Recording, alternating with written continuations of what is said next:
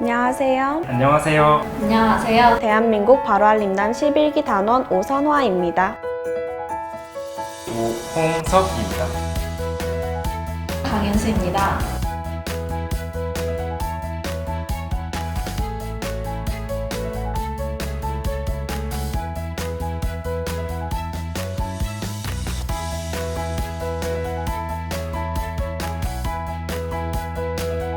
시간과 장소에 구애를 받지 않는다는 점이 가장 큰 장점인 것 같습니다.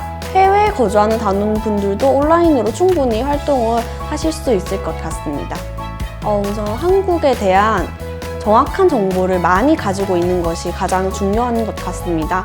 우리 한국 정부가 해외 입국자에 대한 자가격리 조치를 실시를 하였는데 그것을 인도네시아 언론에서 모든 외국인에 대한 자가격리 조치라고 보도를 한 적이 있었습니다. 저는 그것을 오류 사례라고 판명을 하여서 오류를 신고를 했고 그 오류가 시정이 되었을 때 굉장한 뿌듯함을 느낄 수 있었습니다.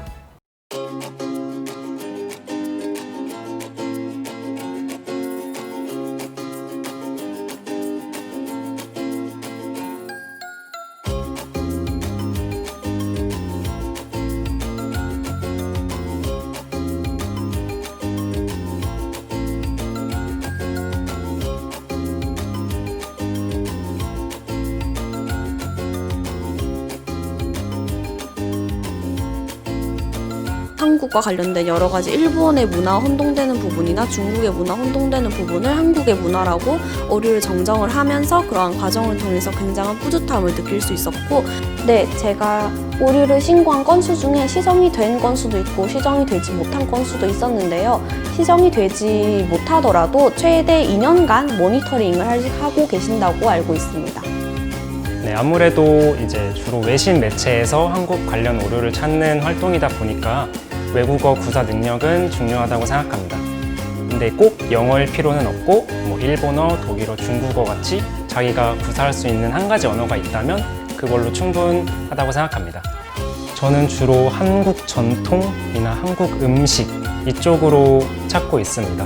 아무래도 제가 조금 더 관심 있는 분야로 검색해서 오류를 찾으면 수월하게 찾을 수 있어서 그런 쪽으로 검색을 하고 있습니다.